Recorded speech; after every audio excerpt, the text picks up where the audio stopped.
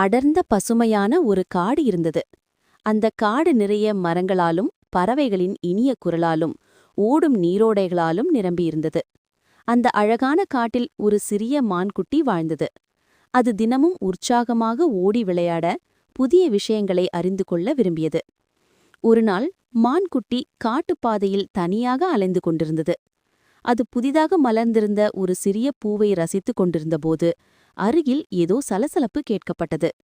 அந்த சலசலப்பை உருவாக்கியது ஒரு நரியே. பொதுவாக நரிகளை பார்த்தால் மற்ற விலங்குகள் அஞ்சுவார்கள். ஆனால் இந்த நரி அமைதியாகவும் யாருக்கும் தீங்கு செய்யாதவனாகவும் வாழ்ந்து வந்தது. மான்குட்டிக்கு பயம் இருந்தாலும் நரி எந்த அழுத்தமும் இன்றி அமைதியாக அங்கிருந்தது. நாம் குழந்தைகளை சில நேரங்களில் நாமும் பிறரைப் பற்றி தவறாக எண்ணி பயப்படுவோம்.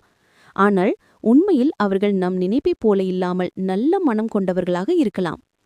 அதன் பிறகு காட்டுப்பாதையில் பல நாள் மான்குட்டியும் நரியும் ஒன்றையொன்று பார்த்து கொண்டே இருந்தது.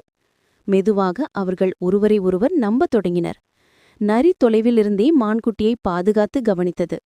மான்குட்டியும் அதன் அருகிலிருந்தால் பாதுகாப்பாக உணர்ந்தது. ஒரு மாலை காட்டின் நடுப்பகுதியில் திடீரென பலத்த மழை பெய்யத் தொடங்கியது. மான்குட்டி வழி தெரியாமல் பதற்றத்தில் இருந்தது. அப்போது நரி அமைதியாக அதை பாதுகாப்பான ஒரு பெரிய மரத்தின் அடியில் வழிநடத்தி கொண்டு சென்றது. அந்த மரம் மழையிலிருந்து நல்ல ஒதுக்கிடமாக இருந்தது. அந்த சிறிய தருணத்தில் மான்குட்டிக்கு ஒரு முக்கியமான உண்மை புரிந்தது. உண்மையான நட்பு என்பது யார் நம்மை பாதுகாப்பாக உணர செய்கிறார்களோ அவர்கள் மீது நம்பிக்கை வைப்பதில்தான் இருக்கிறது. இவ்வாறு அந்த காட்டில் நரியும் மழலைமானும் மிகுந்த நம்பிக்கையுடனும் அன்புடனும் வாழ்ந்து வந்தனர். குழந்தைகளே, நம்முடைய வாழ்க்கையிலும் நல்ல நண்பர்களை அடையாளம் கண்டுகொண்டு ஒருவரை ஒருவர் நம்பி காப்பது மிக முக்கியமானது. அப்படியே இதோ நரி மற்றும் மான்குட்டியின் இனிய நட்பு கதை முடிந்தது.